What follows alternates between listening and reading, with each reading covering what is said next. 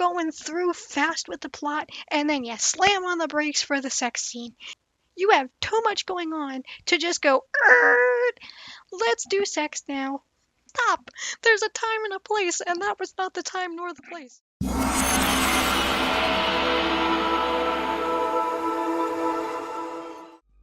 Okay, this is the third time I'm trying to do this recording.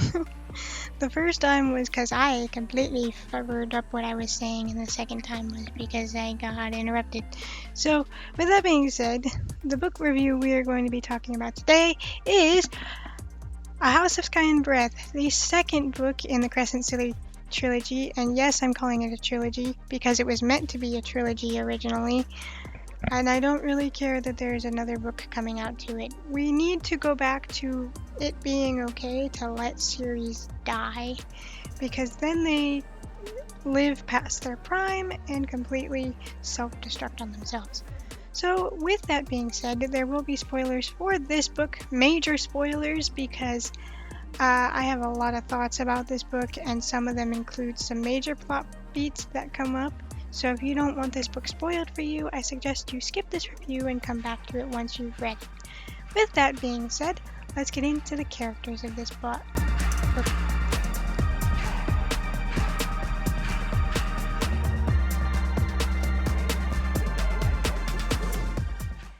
Now, this book has a huge cast of characters from all different areas of, Fae life.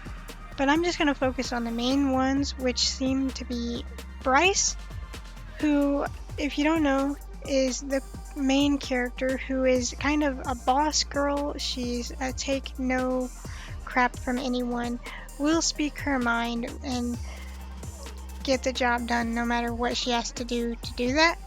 And she considers all the men around her to be alpha holes. And then on the flip side, you have her mate, Hunt, who is an angel who has gone through hell and back in his life through situations that he has had to endure in things. And her Bryce's stepbrother / half-brother Rune, who is kind of set to be the Prince of the Fae, but he also has his own baggage because their dad is kind of an asshole. He's kind of a not nice man. But we'll get into that more on my thoughts on this book, because I have a lot, and this is where the spoilers are going to start to kick in. So if you don't want this book spoiled for you, again, I wouldn't watch this review before you've read the book. With that being said, let's get into my thoughts on this book.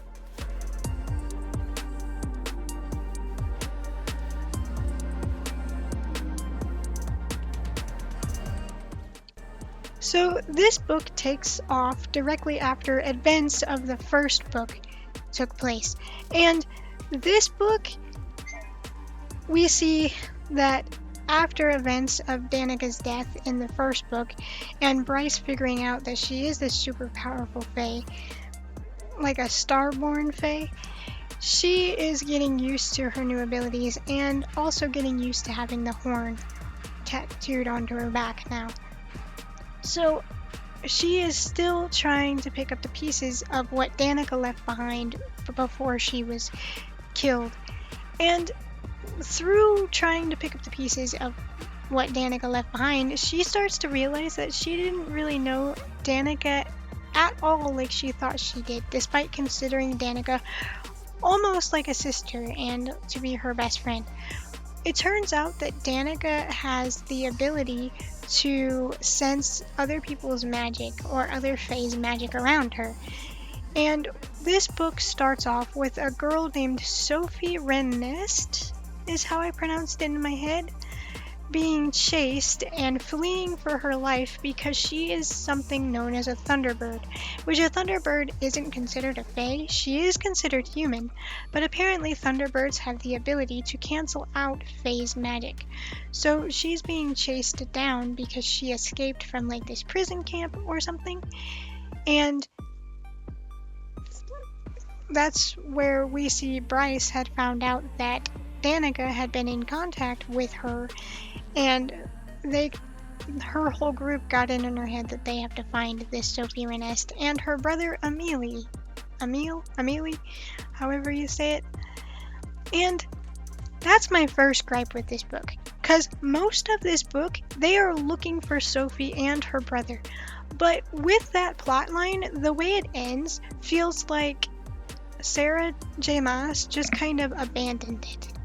Because we find out that not only has Sophie been dead as a doornail the entire time, from right after we were introduced to her in the beginning of the book, but also her brother Emile, who was still alive, is completely normal, completely human, no Thunderbird abilities, nothing, just human. So it feels like that goes nowhere. Although, they do find out that Bryce and Danica were killed because they found info that the Atari, however you say it, the evil angels that are ruling the Fae, have some deep, dark secret, and that Danica and Sophie had found out about it, and thus the Atari saw fit to delete them from the world. And I don't like that Sophie was dead the entire time, not because it was like awe and jaw-dropping, but it just felt like Sarah J. Maas made that plotline and then was like, actually no, let's cut that off at the bud. I don't know if it's going to come back in the third one. I hope it does, and I hope there's going to be more of a payoff to that, but it just felt like she abandoned that plotline and was like, yeah, let's just use this as an information dump. Let's just use this. I hope it comes back around to make more sense, other than they were killed for the information and now they're a dead end. Or maybe more Thunderbirds will be discovered in the third one. But I don't know, that just felt like she just either thought they were too overpowered as a species because they're human, but they have the ability to cancel out other phase abilities, which makes them really dangerous. Which makes sense why the Atari would want to wipe them out. Astari, whatever, however you say their stupid name. Like, and on top of that, with that plotline feeling like it was just abruptly ended, she switches point of views so quickly and without warning.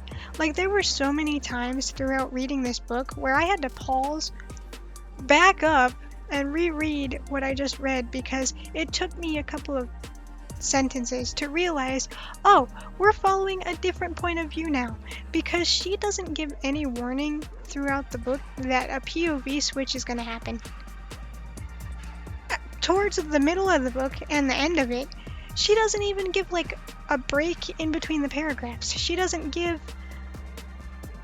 you warning. There's no like extra line before the next paragraph starts.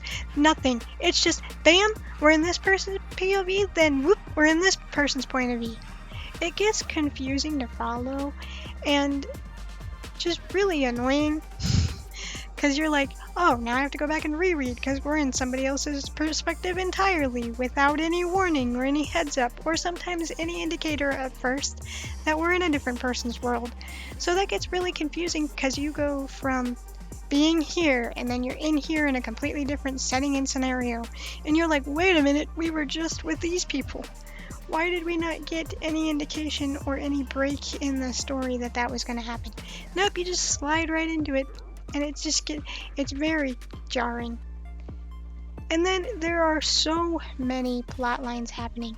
You have Bryce and Hunt and their relationship and how they deal with that now that they're mated. And also, because they're mated, this betrothal to this Fae prince that Bryce's dad set up, because he's kind of a jackass, isn't going to work because mates mate for life with the Fae. So Bryce is like, he's not going to get control of my life in this aspect. I'm going to jump the gun before he can announce that Cormac is my fiance and tell them that Hunt is the fiance. Or mate. Mate trumps fiance in these Fae worlds. But then you go to Ian, who is Bryce's like longtime friend and had a crush on her since he was little. and his whole thing with the werewolves, and he ends up kidnapping or freeing these 3 fire sprites and a dragon that some rando weirdo had held as a slave. And then no consequences really seem to come from that. They're just chilling in his house now, and the dragon kind of does her own thing until she wants to come back. And then there's Run, who is meeting with this mysterious lady who only goes by the name of Day, and because they meet in their dreams, Run is cloaked in night and Day is cloaked in fire. They don't know who each other is, but Day is apparently very high up in the Fae community and is with this very powerful, very dangerous, very deadly Fae man who she warns Run against and tries to get him to back off, even though she likes Rin. And there's this whole mystery with that. And then you have the mystery with Danica and Sophie and what they found that got them killed and why it got them killed. And then there's Thorin, who is a merman who doesn't like his court at all, doesn't want anything to do with it, but is engaged to the leader of the court's daughter. I almost said engaged to the leader of the court's fiance. That wouldn't have made any sense. But there's so much happening in this book. And then on top of everything happening, we go from serious situations. Like at one point, they were in a cafe with the Witch Queen, Hypixia, and Ian was standing guard duty to make sure nothing happened to them because of situations and the stuff they're getting into. They're actively being hunted, so Ian was standing guard duty, right? Well, out of nowhere, a demon shows up and literally rips Ian's throat out with his teeth. Not exaggerating. Bryce watches this happen. Hypixia stays back to help heal Ian. And then literally right after that, she's like, yo, Hunt, wanna go screw in the bath? Wanna grow screw? Wanna go have sex? Girl, time, place, situation. You literally watched one of your oldest friends get his throat ripped out by a demon, and you're like, let's go screw each other. There is a time and a place, and the sex scenes in this book were so jarring, out of place, that they started to get really annoying and just took the plot pace down to a standstill. I am not against spice in books. Heck, I read the King of Greed series and I loved it because it was like junk food for books. It's not the best book you could be reading. There are plenty of other books that are better and better for you to read, but it sure is fun. I am not against spice in books, but the jarring spice in this book, literally, we're going through fast with the plot, and then you slam on the brakes for the sex scene. It's why? Why do that? You have too much going on to just go, let's do sex now. Stop!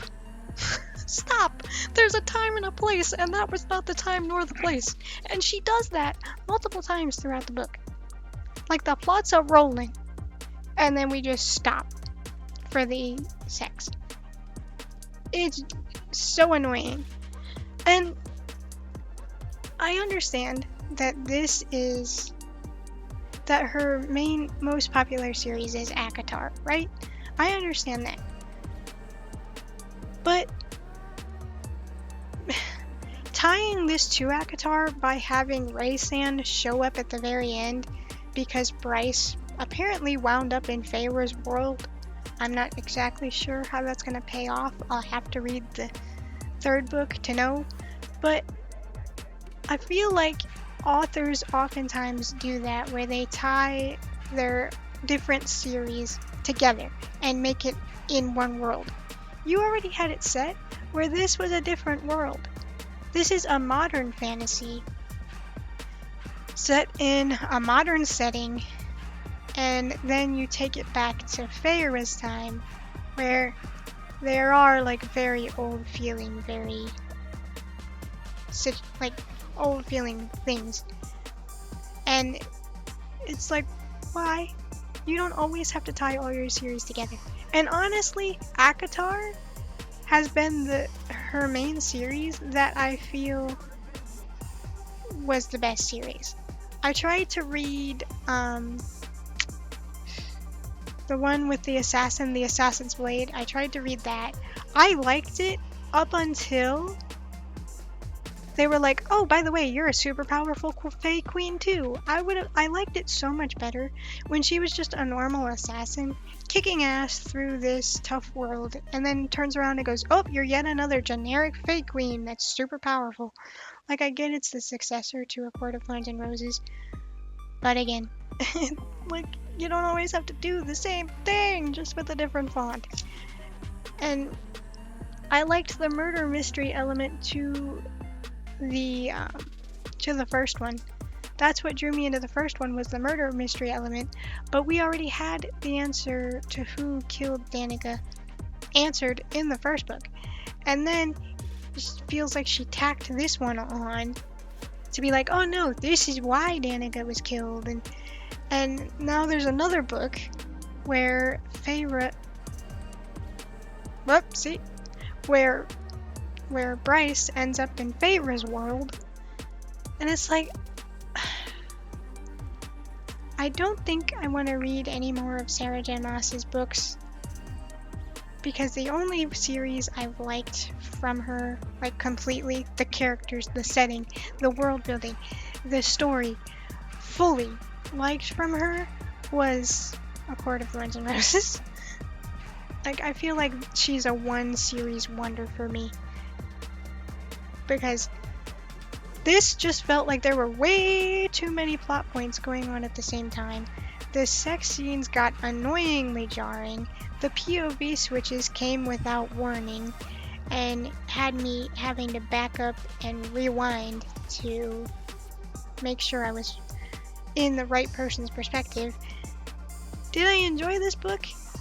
That's debatable, because I picked this book up and put it down so many times through the past couple of months. Like, I finished the first book months ago, even though you're gonna see it pretty soon before this one, because I I haven't posted the first one yet as of recording this, so I kind of posted them back to back. I finished the first book months ago, and I enjoyed it. But this one was just a struggle to get through. And it's a hefty book to be a struggle to get through. It's 801 pages. But it just feels like overwhelming. And it's not overwhelming because it is so big. I've read 1,000-page books and really enjoyed them and want to read more from the author because I enjoyed them so much. This book felt overwhelming because so much was happening, and it just was jarring. It was just jarring. Maybe it's all gonna pay off in the third book. I definitely don't think this series needs a third book. It was marketed as a trilogy, and I'm gonna read it as a trilogy because it probably closes off like a trilogy, because it was meant to originally be a trilogy. But we'll see. But again, I don't think, aside from reading the third book, that I want to read any Sarah J. Maas. She was a one series wonder for me, and I gave this maybe like a 3.5, like 2.5 stars, because it was just a lot.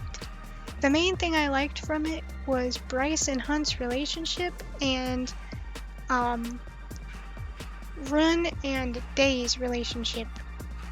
I wish she would have kept the mystery of who Day was going a lot longer, because now the intrigue for Run's relationship is kind of gone for me, because there was the mystery of them not knowing who each other was, and I don't.